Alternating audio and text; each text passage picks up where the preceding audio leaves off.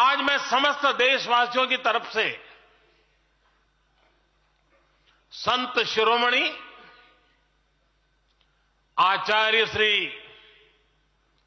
108 पूज्य विद्यासागर जी महाराज को श्रद्धापूर्वक, आदरपूर्वक नमन करते हुए श्रद्धांजलि देता हूं।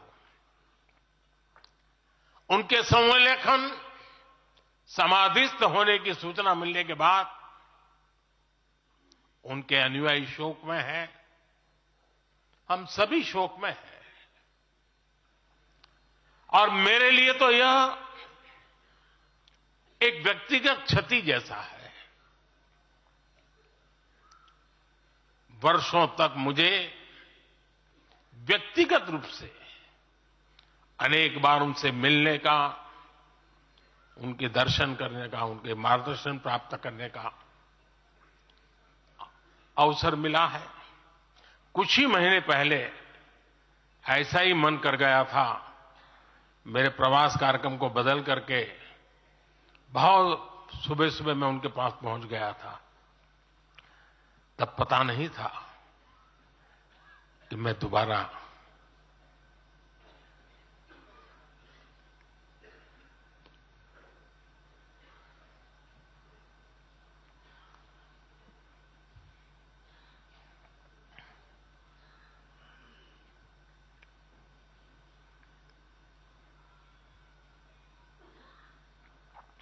उनके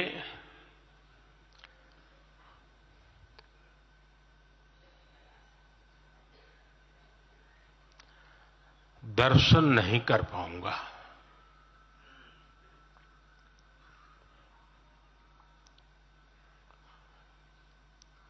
ये मेरा सौभाग्य रहा है कि पिछले 50 से भी ज्यादा वर्षों से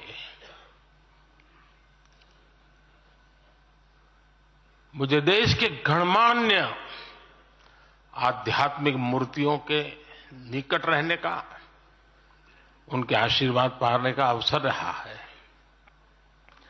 और इसलिए मैं उस आध्यात्मिक जगत की उस शक्ति को भलीभांति जानता हूं, समझता हूं, अनुभव करता हूं।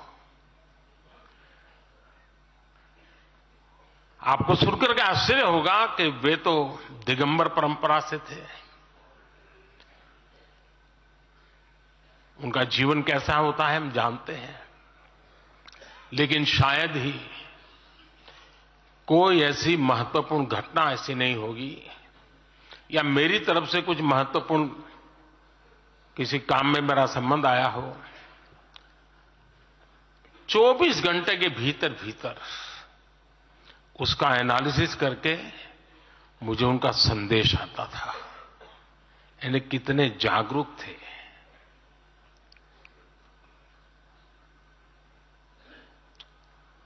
और अपनी विराट आध्यात्मिक यात्रा